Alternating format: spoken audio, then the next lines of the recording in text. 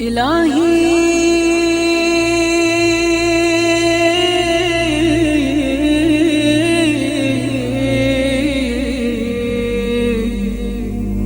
إن كان الندم على الذنب توبة. السلام عليكم ورحمة الله وبركاته. أعوذ بالله من الشيطان الرجيم. بسم الله الرحمن الرحيم.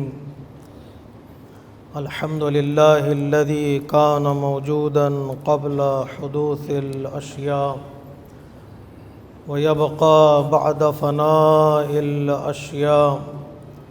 تفرد بالأولية والقدم ووصم كل شيء ما عداه بالفناء والعدم. كما قال عز شأنه كل شيء هالك إلا وجهه وكل نفس ذائقة الموت. وقال كل من عليها فان ويبقى وجه ربك ذو الجلال والإكرام. سبحان من لا يخفى عليه اختلاف النيات ولا يعزب عنه معاصي العباد في الخلوات. سبحان الله الذي منه خلقت العباد وإليه المعاد. فمن يعمل مثقال ذرة خيرا يراه ومن يعمل مثقال ذرة شرا يراه. نشهد أن لا إله إلا هو الملك الذي لا ينازع في ملكه ولا يضاد في حكمه. يعذب من يشاء بما يشاء كيف يشاء ويرحم من يشاء بما يشاء كيف يشاء. تعذيبه المسيئين عدل وعفوه فضل. ونشهد أن محمدا سيد المرسلين. صلى على محمد وآل محمد. وخير المبشرين والمنذرين صلى الله عليه وآله الهداة المهديين. من ركب سفينتهم نجا واهتدى ومن تخلف عنها ضل وغرق وهوى. أوصيكم عباد الله بالاعتصام بالتقوى فإنه حبل متين وعروة وثقى. أما بعد فقد قال الحكيم في كتابه الكريم وقوله الحق. بسم الله الرحمن الرحيم. يا أيها الذين آمنوا اتقوا الله وكونوا مع الصادقين. صدق الله العلي العظيم.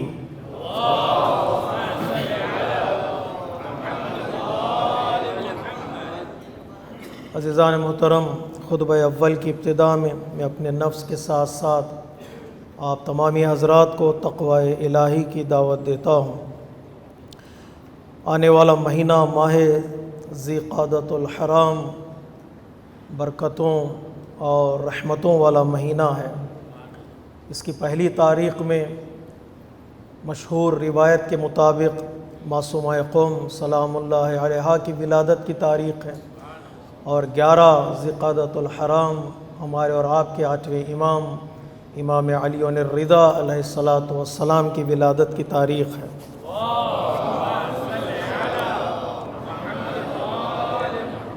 معصومہ قوم کریم اہل البیت علیہ الصلاۃ والسلام کے نام سے مشہور ہیں، اور 8ویں امام کریم اہل البیت علیہ الصلاۃ والسلام۔ دونوں کی بارگاہ سے انسان کو جو چیز ملتی ہے وہ کرامت ہے، وہ بزرگواری ہے، وہ نوبیلٹی ہے، کہ انسان ان پرسنالٹیز کو جاننے کے بعد اس کے اندر یہ شوق پیدا ہوتا ہے کہ وہ بھی ایک نوبل پرسنالٹی بنے اور اس کی اپنی زندگی کو کامیاب بنائے اور اپنی زندگی کو سکسیسفل بنائے۔ تو علماء کرام نے ان 10 دنوں کو پہلی ذی قعدۃ الحرام سے لے کر 11 ذی قعدۃ الحرام تک دہ کرامت کے نام سے یاد کیا ہے، کہ یہ 10 دن نوبل دن ہے۔ یہ 10 دن جو ہے انسان کو اپنے خیال کرنے کی طرف توجہ دلانے والے دن ہیں، اپنے ویلیو کو سمجھنے اور سمجھانے والے دن ہیں۔ چونکہ 10 دن معتبر ہیں، ریسپیکٹفل ہیں، تو ان 10 دنوں میں جو گفتگو ہوتی ہے وہ انسان کی نوبلٹی پہ گفتگو ہوتی ہے، انسان کی ڈگنیٹی پہ بات ہوتی ہے، انسان کے آنر پہ گفتگو ہوتی ہے۔ تو یہ سوال یہ کہ ہم کس طرح اپنی زندگی میں اس مقام کو حاصل کریں کہ لوگ ہمیں نوبل سمجھیں، یا ہم اپنے آپ کو اس مقام تک پہنچا سکیں، اس سٹیٹس تک پہنچا سکیں۔ ایک انسان کی ایک آرزو ہے، انسان کی ایک تمنا ہے پہلے سے کہ میں بھی اس مقام تک پہنچوں جو مقام اہل البیت علیہ السلام ہمیں عطا کرنا چاہتے ہیں، یا اس مقام پر ہمیں دیکھنا چاہتے ہیں۔ کئی اصحاب پیغمبر اسلام ختم مرتبت حضرت محمد مصطفیٰ صلی اللہ علیہ وآلہ وسلم نے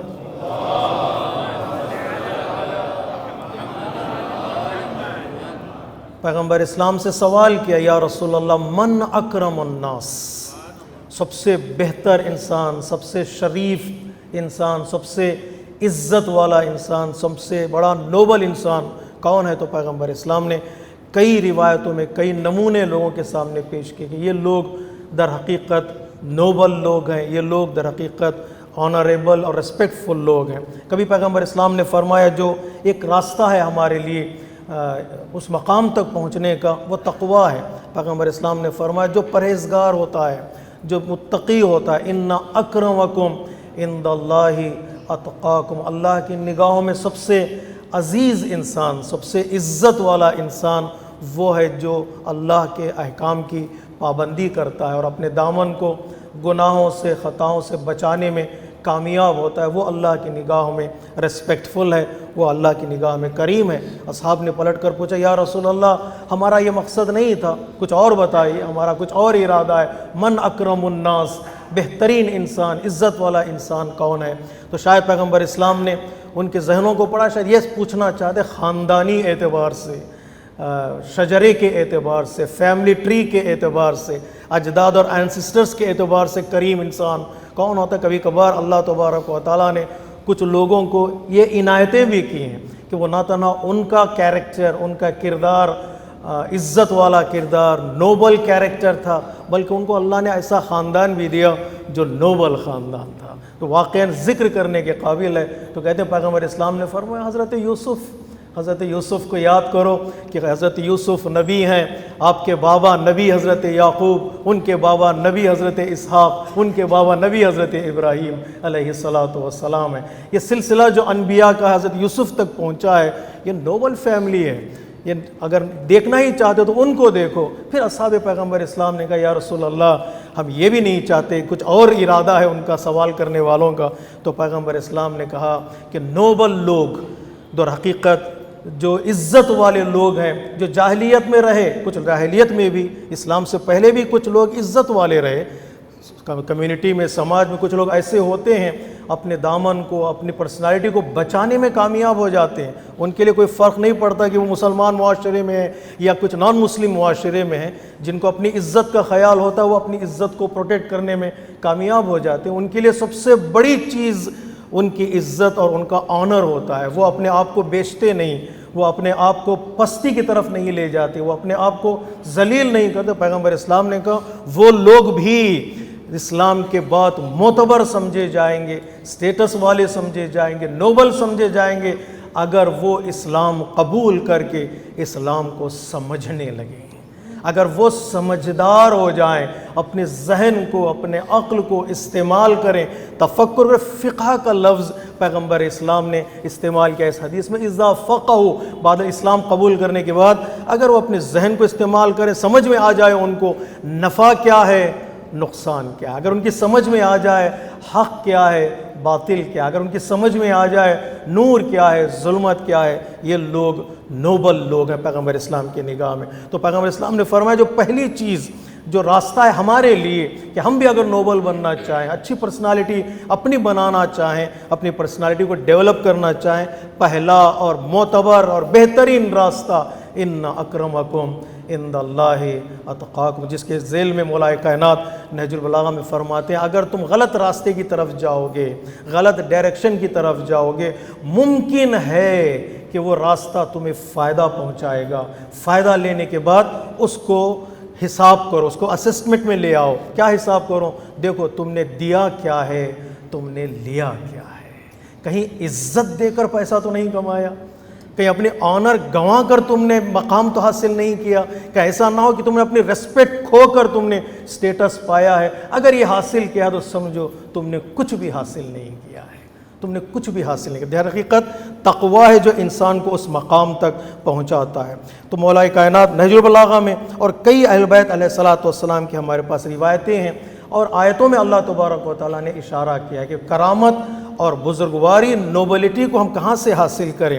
سب سے پہلا راستہ جو تقویٰ کے بعد ہے وہ اللہ تبارک و تعالیٰ کی بارگاہ سے دعا کریں، پروردگار جو ہمارا کردار ہے، ہمارا کیریکٹر ہے، ہماری پرسنالٹی ہے، اس کو بچانے میں ہماری مدد فرما، اس کو پروٹیکٹ کرنے میں ہماری مدد فرما۔ کئی وقت آتا ہے انسان اپنی پرسنالٹی کو، اپنے عزت کو اپنے ہاتھوں سے کھو بیٹھتا۔ دعا بہت بڑا وسیلہ ہے اپنے آپ کو اس مقام تک ٹھہرنے کے لیے، روکے رکھنے کے لیے۔ فَإِنَّ رَبِّي غَنِيٌّ کریم، اگر کوئی کرامت انسان کو عطا کر سکتا ہے، عزت عطا کر سکتا ہے تو وہ اللہ تبارک و تعالی ہے۔ اس لیے مومن آل یاسین نے کہا کہ سب سے بڑا مقام جو اللہ تبارک و تعالیٰ نے جو راہ خدا میں انبیاء کے ساتھ دینے کے نتیجے میں جو شہادت ملی، مغفرت ملی، تو مومن آل یاسین کہتے ہیں وَجَعَلَنِي مِنَ الْمُكْرَمِينَ، سب سے بڑا مقام وہ عزت ہے جو اللہ تبارک و تعالیٰ نے مجھے عطا کی ہے۔ عزت دینے والا، آنر دینے والا، نوبلٹی کے مقام تک پہنچانے والا اللہ تبارک و تعالیٰ ہے۔ دوسرا راستہ تمسک بقرآن ہے، قرآن سے اپنے رشتے کو مضبوط کرنا، قرآن سے اپنے کنیکشن کو مضبوط کرنا، در حقیقت اپنے آپ کو نوبل بنانا ہے۔ جو آدمی نوبل بک سے اپنے آپ کو قریب کرے گا وہ نوبل بن جائے گا۔ قرآن عطا کرنے والی کتاب ہے، قرآن کسی سے کچھ مانگنے والی کتاب نہیں ہے کہ مجھے کچھ دو۔ قرآن کہتا ہے مجھ سے آ کر لو، مأدبۃ اللہ۔ بعض روایتوں میں قرآن اللہ کا زمین پر بچھا ہوا دسترخوان ہے، ڈائننگ ٹیبل ہے، اس پہ رنگ برنگ کے کھانے لگے ہوئے ہیں، آؤ کھاؤ۔ تم قرآن کو دینے کی کوشش نہ کرو، قرآن سے لینے کی کوشش کرو۔ قرآن عطا کرنے والی کتاب ہے، مأدبۃ اللہ۔ بعض کامنٹیٹرز کہتے ہیں یہ دسترخوان ہے، بچھا ہوا ڈائننگ ٹیبل ہے، ہمیشہ کے لیے ہے۔ بعض کہتے ہیں ادب سے ہے، مأدبہ دسترخوان ادب سے ہے۔ اگر تم قرآن کے سائے میں آؤ گے، ادب سیکھ جاؤ گے، زندگی گزارنے کا طریقہ اور سلیقہ سیکھ جاؤ گے۔ تو قرآن سے تمسک ہے۔ کیوں؟ قرآن کا ایک ٹائٹل، ایک نام یہ ہے کہ انہو لقرآن کریم، قرآن نوبل بک ہے، قرآن عظمتوں والی کتاب ہے، قرآن ریسپیکٹفل بک ہے اللہ تبارک و تعالیٰ کی۔ اور اللہ تبارک و تعالیٰ نے اس کتاب کو نازل کیا فرشتوں کے ذریعے سے، بے آئیدی سفرہ کرام بررہ۔ اللہ کریم ہے جو کریم کتاب نازل کر رہا ہے۔ کن کے ذریعے سے نازل کر رہا ہے؟ وہ فرشتے جو خود اللہ کے مکرم بندے ہیں، ریسپیکٹفل کریشن آف اللہ تبارک و تعالیٰ۔ یہ اینجلس ہیں، کرام بررہ۔ کرام اور کریم کا لقب اللہ تبارک و تعالیٰ نے اینجلس کو دیا ہے، فرشتوں کو دیا ہے نہیں۔ حتیٰ ہمارے رسولوں کو بھی اللہ تبارک و تعالیٰ نے کریم کہا ہے، رسول کریم۔ حضرت موسیٰ کی پیروی کرو، حضرت موسیٰ کو فالو کرو۔ کیوں حضرت موسیٰ کو فالو کریں؟ اس لیے کہ موسیٰ رسول کریم ہے، یہ تمہیں عزت کے مقام تک پہنچائیں گے، یہ لے جائیں گے تمہیں عزت کے بلندی تک پہنچائیں گے۔ ان کا کام ہے لوگوں کو نجات دینا اور یہ بتانا کہ عزت کہاں پر موجود ہے۔ لفظ کے ریپیٹ ہو جانے سے، لفظوں کے سملر ہو جانے سے مقام سملر نہیں ہوتا ہے، یہ ذہن میں ہمیشہ یاد رکھیے گا۔ کوئی سوال کرے اللہ بھی کریم، موسیٰ بھی کریم، یہ تو غلو ہو گیا۔ نہیں بھی غلو نہیں ہوا ہے، hold on, it is not a غلو۔ لفظ سملر ہونے سے مقام سملر نہیں ہوتا۔ اللہ کو نیچے لانے کی کوشش نہ کرو، موسیٰ کو اوپر اٹھانے کی کوشش کرو۔ کبھی کبھار اللہ کو ہم نیچے لے آتے، اللہ کریم ہے، رسول کریم ہے، کیا دونوں کا معنی ایک ہے؟ نہیں، وہ دینے والا ہے، یہ لینے والے ہیں۔ وہ انڈیپینڈنٹ ہے، یہ ڈیپینڈنٹ ہے۔ وہ ان لمیٹڈ ہے، یہ لمیٹڈ ہے۔ وہ دے تو یہ لیں گے، وہ نہ دے تو ان کا دامن بھی خالی رہے گا۔ لفظ سملر ہو جائے. کبھی ہم چراغ کے نور کو بھی نور کہتے ہیں, لائٹ کے نور کو بھی نور کہتے ہیں, چاند کے نور کو بھی نور کہتے ہیں, سورج کے نور کو بھی نور کہتے ہیں. یہ دونوں نور ایک ہو جاتے ہیں کیا؟ کہاں چراغ کا نور اور کہاں سورج کا نور. وہ طلوع ہوتا ہے تو لوگ خود چراغ کے نور کو بجھا دیتے ہیں. دونوں میں سملیرٹیز بھی نہیں پائی جاتی. وہ بلند مقام ہے. اگر وہ کوئی لفظ استعمال کر رہا ہے کسی اور کے لیے, اس کا مطلب یہ نہیں ہے کہ دونوں کا معنی ایک ہو جاتا ہے. الفاظ کو تولنا پڑے گا, الفاظ کو سمجھنا پڑے گا. شخصیتوں کے اعتبار سے معنی بھی بدلتا چلا جاتا ہے. اللہ تبارک و تعالیٰ نے کہا یہ رسول کریم ہے. ہمارے رسول کے لیے اللہ کہتا ہے یہ رسول رحیم ہے. تو اللہ کی رحمت اور رسول کی رحمت میں زمین تا آسمان فرق ہے. فاصلہ ناپ نہیں سکتا انسان, اس لیے کہ وہاں پر میجرمنٹ ممکن نہیں ہے. وہ دینے والا ہے اور یہ لینے والے ہیں. تیسرا راستہ جس کی طرف اہل بیت علیہ الصلوۃ والسلام نے اشارہ کیا ہے کہ قرآن کو ہاتھ سے جانے نہ دو, اور اس کے بعد اماموں کی پیروی کرو, اپنے لیڈرز کی اطاعت کرو. لیڈر اگر معتبر ہے, اگر لیڈر عزت والا ہے, تو تمہیں جو چیز عطا کرے گا وہ عزت ہے. جس کے دامن میں جو ہوتا ہے وہ عطا کرتا ہے. اس لیے لیڈر کو سلیکٹ کرنے سے پہلے سوچو اس کے پاس ہے کیا. کہیں خالی دامن تو نہیں ہے, اس کے ہاتھ خالی تو نہیں. اگر ہاتھ خالی ہے تو وہ دے گا کیا؟ ہاتھ خالی ہو تو تمہیں گائیڈ کہاں سے کر پائے گا؟ اگر وہ مقام والا ہے, وہ مرتبت والا ہے, اس کے دامن کو ہاتھ سے جانے نہ دو. زیارت جامع کبیرہ میں اہل بیت علیہ الصلوۃ والسلام کی ایک صفت ہے اصول الکرام, جہاں سے عزتیں نکلتی ہیں, جہاں سے عزتیں بٹتی ہیں, جہاں سے لوگوں کو عزت بانٹی جاتی ہے, جہاں سے لوگوں کو کرامت تقسیم کی جاتی ہے, ان کے دامن کو ہاتھ سے جانے نہیں دینا چاہیے. اور جو پانچواں ہمارا اسٹیج ہے اس مقام کو حاصل کرنے کے لیے میرے عزیزوں, میرے دوستوں, وہ انسان کی اپنی محنت ہے, اپنی تلاش ہے. اگر کوشش کے بغیر صرف انسان دعا کرتے رہے, کوشش کے بغیر انسان صرف بیان کرتے رہے فضائل و مناقب کو, انسان کبھی بھی آنر کو حاصل نہیں کر سکتا. عزت کبھی کبھار اللہ کی دی ہوئی ہوتی ہے, اللہ ذاتی عزت ہے. اللہ تبارک و تعالیٰ کسی کو عطا کرتا ہے. کچھ ایسے صفات لوگوں کے اندر پائی جاتی ہیں وہ حاصل نہیں کر سکتا انسان. کچھ لوگ واقعاً بائی برتھ اور یا بائی نیچر جو ہے بہت ہی اچھے ہوتے ہیں, کچھ ان کے اندر کچھ ایسی خصوصیات پائی جاتی ہیں نو ون کین بیٹ دیم. ہمبل ہوتے ہیں, ان کے اندر پولائٹنس پائی جاتی ہے. وہ حاصل کرنے سے شاید انسان اس مقام تک نہیں پہنچتا ہے. اس لیے کبھی کبھار اپنے اجداد کو بھی یاد کرنا پڑتا ہے. اگر میرے اندر کوئی اچھی صفت ہے تو میں کہوں ماں تجھے سلام, باپ تجھے سلام. اس لیے کہ یہ چیزیں جو آتی ہیں انسان کو بائی برتھ یا بائی نیچر, یہ اللہ کی عطا کردہ چیزیں ہیں. جو لوگ کمال حاصل کرنا چاہتے ہیں اللہ تبارک و تعالیٰ ان کی سپورٹ بھی کرتا ہے. لیکن اکثریت لوگوں میں یہ حاصل کرنے والی چیز ہے کہ انسان محنت کرے, تلاش کرے, وہ نوبل بننے کی کوشش کرے, ایک مقام تک پہنچنے کی کوشش کرے. وَمَن لَّمْ يَنْجِدْ لَمْ يُنْجَدْ. اگر جو کوشش نہیں کرتا ہے تو اسے چیزیں ملنے والی بھی نہیں ہیں. صرف خواب دیکھنے سے, صرف بیان کر دینے سے انسان منزل تک نہیں پہنچتا. ہمیں تاریخ کا مطالعہ کریں. جو لوگ ترقی کر چکے ہیں اس دنیا میں ان کی تاریخ کا مطالعہ کریں. انہوں نے آرام کو چھوڑا, سکون کو چھوڑا, تب جا کر ایک مقام تک پہنچے. مجھے آرام بھی چاہیے, ترقی بھی چاہیے. یہ دونوں چیزیں ایک جگہ پر جمع نہیں ہوتی. کچھ پانے کے لیے انسان کو کچھ دینا پڑتا ہے, بلکہ لفظ یوں بدل دوں, کچھ پانے کے لیے کچھ انسان کو کھونا پڑتا ہے. ممکن ہے کہ انسان کچھ سٹیجز کو اپنے پیچھے چھوڑ دے اور ایک بلند مقام انسان حاصل کرے. مولا کائنات فرماتے کوشش کرو. نتیجہ کوشش کے نتیجے میں کتنے لوگ جو دور تھے وہ پیغمبر اسلام کے قریب ہو گئے. اتنے قریب ہو گئے کہ پیغمبر اسلام نے ان کو اپنے سینے سے لگایا. اور کتنے قریب تھے جنہوں نے کوشش نہیں کی, تلاش نہیں کی, اتنے دور ہو گئے کہ وہ پیغمبر اسلام کی رحمت سے, پیغمبر اسلام کے بزم سے دور ہو گئے. کیا میں کوشش سے مقام تک پہنچ سکتا ہوں؟ ضرور. وَأَن لَيْسَ لِلْإِنسَانِ إِلَّا مَا سَعَى. انسان یعنی کوشش, انسان یعنی تلاش, چاہے مادی دنیا میں, میٹیریل ورلڈ میں ہو, چاہے مجھے سکسیسفل ہونا ہے دنیا میں, یا مانوی دنیا میں ہے. مانوی جو نے اسپریچول لائف میں بھی کوشش کرنی چاہیے. بلند مقام ہمارے علماء نے یوں حاصل کیا کہ انہوں نے اپنی نیند کو ختم کر دیا رات کے اندھیرے میں نماز تہجد کے لیے.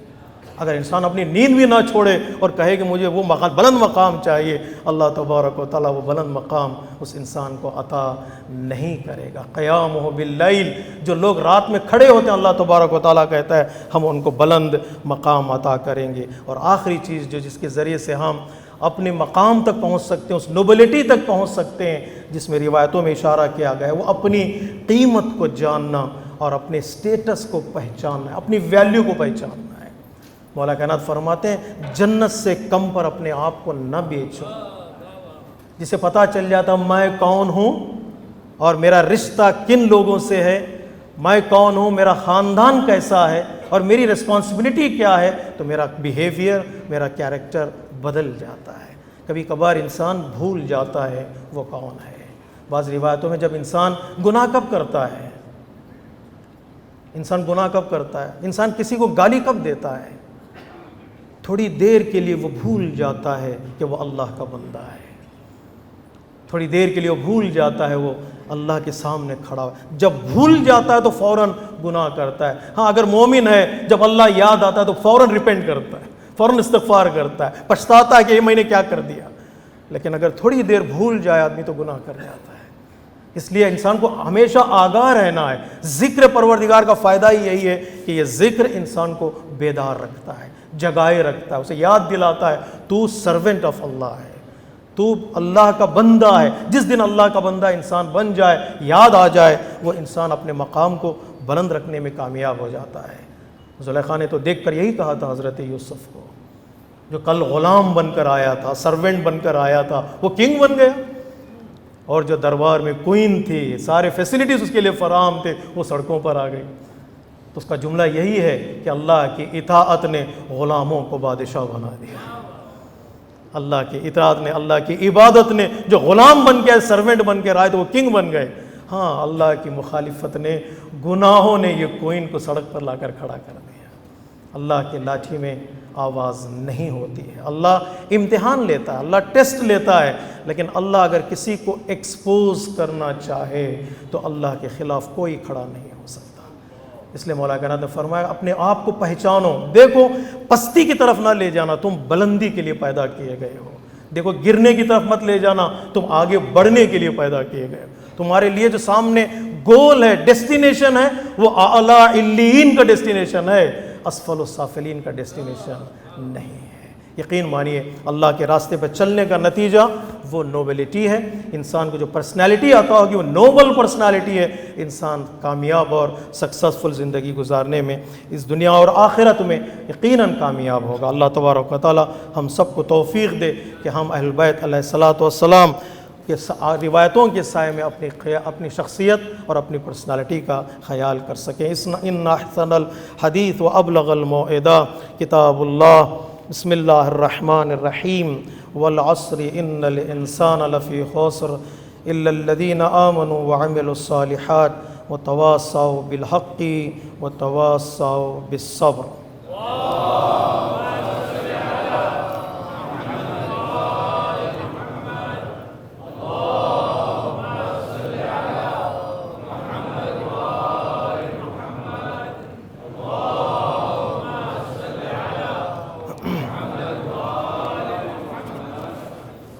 بسم اللہ الرحمن الرحیم، الحمد للہ الذی لا الہ الا هو الحلیم الکریم غافر الذنب وقابل التوب وهو الغفور الرحیم، سبحان من سبقت رحمته غضبا وبسط الیدین بالرحمہ۔ خطبہ دوم کی ابتدا میں ایک بار پھر میں اپنے نفس اور پھر آپ تمامی حضرات کو تقوی الہی کی دعوت دیتا ہوں۔ تقوی صرف اپنے آپ کو بچانا نہیں ہے، اپنے گھر والوں کو بھی بچانا ہے۔ وہ انفسکم و اہلیکم نارا، تقوی یہ کہ انسان اپنے گھر والوں کو بھی بلاؤں سے، گناہوں سے، پریشانیوں سے بچائے۔ اور تقوی کا جو ایک نتیجہ ہے وہ بصیرت ہے۔ تقوی کا جو نتیجہ ہے وہ انسان کا دل باتوں کو سمجھنے لگتا ہے، حالات کو پڑھنے لگتا ہے، سچویشنز کو ریڈ کرنے لگتا ہے۔ انسان کا دل انسان کے ذہن کے اور عقل کے ساتھ ہو جاتا ہے۔ یہ در حقیقت تقویٰ کا رزلٹ اور تقویٰ کا نتیجہ ہے، ورنہ دنیا بہت دھوکہ دیتی ہے، بہت دھوکہ دیتی ہے۔ کہا جاتا ہے کہ ایک فارمولا یا ایک ٹیکنیک جو ہٹلر نے بتائی تھی لوگوں کو پروپیگنڈا ٹیکنیک میں، وہ ہے بڑا جھوٹ، بگ لائی۔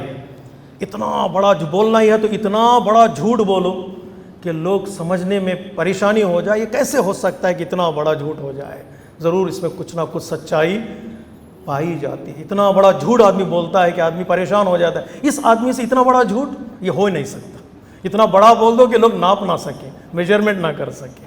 اس کے بعد اسی کے کمانڈر نے یا اس کے بعد آنے والے شخص نے کہا نہیں، بڑا جھوٹ بول دینے سے بھی نتیجہ نہیں ملے گا، کبھی کبھار بڑے جھوٹ میں، بگ لائی میں انسان ڈاؤٹ کرنے لگتا، ہو سکتا ہے کہیں نہ کہیں جھول ہوا ہو، نہ کوئی کمی رہ گئی ہو، کوئی سچائی ہو۔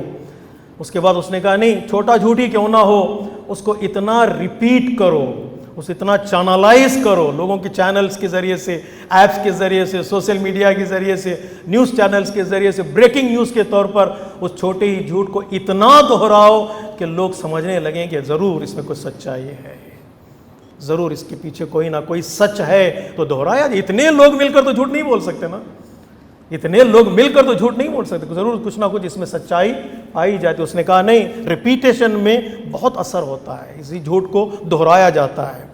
اس کے بعد آنے والے کسی اور نے کہا کہ نہیں، ریپیٹیشن میں بھی ممکن ہے لوگ گمان کرنے لگے کہ یہ ضرور کچھ نہ کچھ اس میں جھول ہے، کمی رہ گئی ہے۔ اس نے ایک اور طریقہ اپنایا کسی بھی غلط چیزوں کو پروپیگنڈا کرنے کے لیے، نہیں، کچھ کبھی کبھار آدھا سچ بولو اور آدھا جھوٹ بولو، جھوٹ اور سچ کو اتنا مکس کر دو کہ لوگ پہچان نہ پائیں کہ سچ کیا ہے اور جھوٹ کیا ہے۔ لوگوں کو پریشان کرنے کا بہترین طریقہ یہی ہے کہ لوگوں کو اچھائیاں اور برائیاں دونوں ملا دو، اور سچ اور جھوٹ کو اتنا مکس کر دو کہ لوگ پریشان ہو۔ واقعاً یہ وہ چیزیں ہیں جو آج کی دنیا میں ہمیں نظر آتی ہیں۔ جھوٹ بولا جا رہا ہے، بڑا جھوٹ بولا جا رہا ہے، اور جھوٹ کو دہرایا جا رہا ہے، اور اس کو سچائی کے ساتھ، اس کو حق کے ساتھ اس طرح ملایا جاتا ہے، لوگ کنفیوز ہو جاتے ہیں۔ آپ نے دیکھا کہ ریسنٹلی انڈیا میں ایک فلم نکالی تھی انہوں نے، کشمیری فائلز کے نام سے، اتنا بڑا جھوٹ اس میں رکھا گیا کہ لوگ دیکھتے سمجھتے رہے یہ بھی ایک شاید سچائی ہو، شاید اتنے لوگوں کو مارا گیا ہو، شاید اتنے لوگوں کو ٹارچر کیا گیا ہو۔ اب لوگوں کے پاس اتنی فرصت کہاں ہے کہ وہ ہسٹری کا مطالعہ کریں۔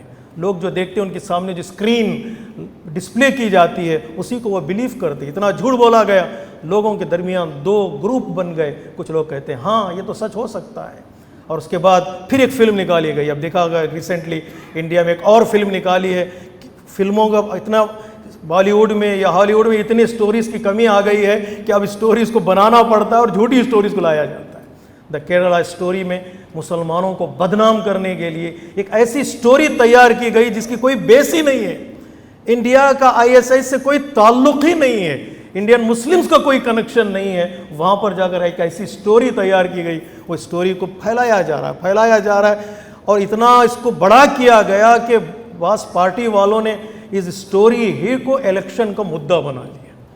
وہ ان کا ایک الیکشن کا ایک مدعا اور جملہ جو ہے یہ کہ یہ سٹوری دیکھو، اور ہمارے پتہ نہیں نام لینا نہیں چاہیے، نماز جمعہ میں عام طور پہ نام لیتا نہیں ہوں، بڑے بڑے لیڈرز نے الیکشن کے موقع پر اس فلم کو لوگوں کو بلا کر بٹھا کر دیکھا اور دکھایا کہ دیکھو اس کو دیکھو اور ان کو ووٹ نہ دو، ہمیں ووٹ دو۔ اتنا جھوٹ پھیلایا جائے گا، اتنا پریشان کیا جائے گا لوگوں کو، لوگ سمجھتے ہیں کہ یہ واقعاً کچھ نہ کچھ اس میں سچائی ہو۔ کیا ہوتا ہے، دل میں کینہ پیدا ہوتا ہے۔ اگر میری بیٹی کو اس طرح کیا گیا، اس کو ہائی جیک کیا گیا، اس کے ذہن کو کنورٹ کیا گیا، اسے مسلمان بنایا گیا، اس کو وہاں پر پہنچا دیا گیا، تو ظاہر سی بات ہے 50 لوگ اگر دیکھیں گے اس میں 1 یا 2 آدمی بھی کا ذہن بدل جاتا ہے تو فیوچر میں سوائے سول وار کے، مارم ماری کے اور کوئی نتیجہ نہیں ہوتا۔ لوگوں کا ذہن ریونج کے لیے فوراً تیار ہو جاتا ہے، انسان ضرور یہ سوچتا ہے جہاں جہالت ہو، اگنورنس ہو، وہاں پر ریلیجن لے کر آئیں، جہاں پر اروگنس ہو وہاں ریلیجن لے کر آئیں، رزلٹ جو ہے وہ ٹیررزم ہے، رزلٹ جو مار دھاڑ ہے، رزلٹ جو گھروں کو اجاڑنا ہے۔ اس طرح یہ کام کرنے کی آج کی دنیا کوشش کی جا رہی ہے، اور یقیناً ایسے ہی ہو رہا ہے۔ میں صرف انڈیا کی بات نہیں کر رہا ہوں، آج اگر ریسنٹ جو سٹوری چل رہی ہے، لائیو ابھی بھی ہے، شاید اگر آپ دیکھیں گے، وہ عمران خان صاحب کی ہے۔ اسٹوری بھی وہی طریقہ اپنایا جا رہا ہے جو انڈیا کے میڈیا نے اپنایا، وہی طریقہ اب عمران خان کے خلاف بھی اپنایا جا رہا ہے۔ میں کسی اسکالر کی انٹرویو سن رہا تھا جو 2 سال پہلے اس اسکالر نے اس انٹرویو میں کہا تھا اس انسان کو، عمران خان کو، یا مار دیا جائے گا یا اس پر اتنے کیسز لگائے جائیں گے کہ وہ نکل نہیں پائے گا۔ 2 سال پہلے اس نے پریڈکشن کیا تھا ایسا ہوگا، اب حالات ایسے ہی ہو گئے۔ اتنا جھوٹ، اگر ان کو احساس تک نہیں ہے کہ اس جھوٹ کے نتیجے میں قوم کہاں تک پہنچے گی، اس جھوٹ کے نتیجے میں یہ قوم کس ڈائریکشن میں جائے گی۔ آج حالت ہو گئی ہے، اس حالت کو بیان نہیں کر سکتا ہے آدمی، یعنی آدمی خود انسان، مسلمان کو، خود ایک ملک والا دوسرے اپنے ہی ملک والے کو مارنے کے لیے تیار ہو گئے، اساسینیٹ کرنے کے لیے تیار ہو گئے۔ ایک تو اساسینیشن ہے جسے عام طور پر کہا جاتا مار دیا جائے گا، اور کبھی کبھار کیریکٹر اساسینیشن ہے، اس پر اتنی تہمتیں لگاؤ، اتنے جھوٹ باندھو اس پر کہ وہ آدمی اس اسٹیٹس سے گر جائے۔ تو یہ طریقہ آج کی دنیا کا ہے۔ میرے بزرگوں سے، میرے دوستوں سے میں خواہش کرتا ہوں اس دنیا کو پڑھنا پڑے گا۔ آج میں عام طور پر یہی کرتا تھا، اگنور کرو، اخبار کو اگنور کرو، ان نیوز کو اگنور کرو۔ کبھی کبھار میں صبح اٹھ کر نیوز دیکھتا ہی نہیں تھا۔ یہ بریکنگ نیوز دیکھو گے تو ہارٹ بریک ہو جائے گا آپ کا۔ یہ بریکنگ نیوز ہوتے ہیں آپ کے دل کو توڑنے والی نیوز ہوتے ہیں۔ لیکن اگر دنیا جس ڈائریکشن میں جا رہی ہے، جو پلان دنیا نے بنایا ہے، اس پلان کو سمجھنے کے لیے انسان کو ایک تو ہسٹری پڑھنی پڑے گی، کس طرح بنی امیہ اور بنی عباس نے کام کیا ہے، اور کس طرح بیک آف دا ڈور یا بیہائنڈ دا ڈور لوگ کام کر رہے ہیں آج اسلام کے خلاف، مسلمانوں کے خلاف۔ کیا چاہتے ہیں یہ لوگ؟ ایک انالائز کرنا بہت ضروری ہوتا ہے۔ ہمارے جو نوجوان اس میں کام کرتے ہیں وہ کام کریں، وہ لے آئیں، آرٹیکلز کی صورت میں لے آئیں، بڑے میسیجز کی صورت میں لوگوں کے درمیان ڈسٹریبیوٹ کریں۔ اس کے نتیجے میں کیا ہوتا ہے پتہ ہے؟ اسی لوگوں سے سیکھتے ہیں ہم لوگ، جو دیکھتے ہیں وہ سیکھتے ہیں، جو دیکھتے ہیں ہم لوگ اسی کو کاپی کرنے کی کوشش کرتے ہیں۔ اس کا نتیجہ کیا ہو رہا ہے؟ میں ایک نتیجہ بتا دیتا ہوں، اس کا اثر، جھوٹ کا اثر، پروپیگنڈے کا اثر ڈائریکٹ ہمارے گھروں پر پڑ رہا ہے، ڈائریکٹ ہمارے گھروں پر پڑ رہا ہے، ہمارے بچوں پہ پڑ رہا ہے۔ ہمارے بچے سوچتے ہیں یہ ہو سکتا ہے سچ ہو، اور اس کو بلیو کرنے لگتے ہیں۔ ہمارے گھروں میں اثر ہو رہا ہے، کئی شادیاں ڈینجر زون میں آ گئی ہیں صرف اسی پروپیگنڈیز کے نتیجے میں، صرف اسی ٹول کے نتیجے میں جو انہوں نے دشمنوں سے حاصل کیا ہے، اور بدگمانیاں، سسپیشن شروع ہو گئے۔ لیکن ایسا ماحول بنا دیا گیا ہے، کوئی کسی پر ٹرسٹ کرنے کے لیے تیار نہیں۔ اتنا ہمارے ٹرسٹ کو زخمی کیا گیا، ہمارے ٹرسٹ کو بریک کیا گیا، اب اسے بلڈ کرنا، اسے بنانا بہت مشکل ہو جاتا ہے۔ میرے دوستو، میرے بزرگوں، غور کیجئے گا آج کی دنیا میں کیا ہو رہا ہے اور ہمیں کون سا پیغام سنایا جا رہا ہے۔ اس کو پڑھنا اور اس کو سمجھنا بہت ضروری ہے۔ اللہ تبارک و تعالیٰ اس بڑی بلا کے سائے میں ہمیں محفوظ رکھے اور ہمیں کامیابیاں عطا کرے۔ اللہم صلی علی سید المرسلین و شفیع المذنبین نبیًا محمد صلی اللہ علیہ وآلہ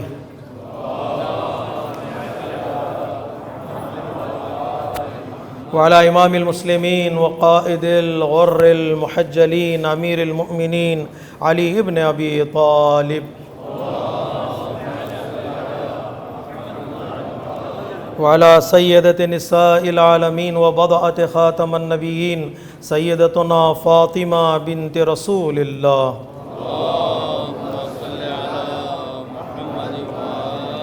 وعلى الحسن المجتبى والحسين الشهيد بكربلاء سيدي شباب أهل الجنة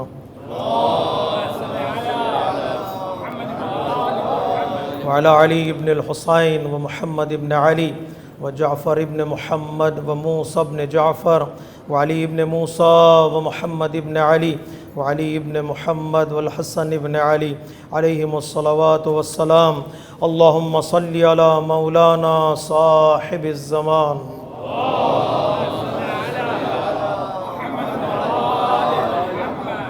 اللهم عجل فرجا وسهل مخرجا واجعلنا من المستشهدين بين يدي اللهم افعل بنا ما أنت أهله ولا تفعل بنا ما نحن أهله اللهم اجعلنا ممن يذكر فتنفعه الذكرى إن الله يأمر بالعدل والإحسان وإيتاء ذي القربى وينهى عن الفحشاء والمنكر والبغي يعظكم لعلكم تذكرون إن أحسن الحديث وأبلغ الموعظة كتاب الله بسم الله الرحمن الرحيم قل هو الله أحد اللہ الصمد لم یلد ولم یولد ولم یکن لہ کفوا احد۔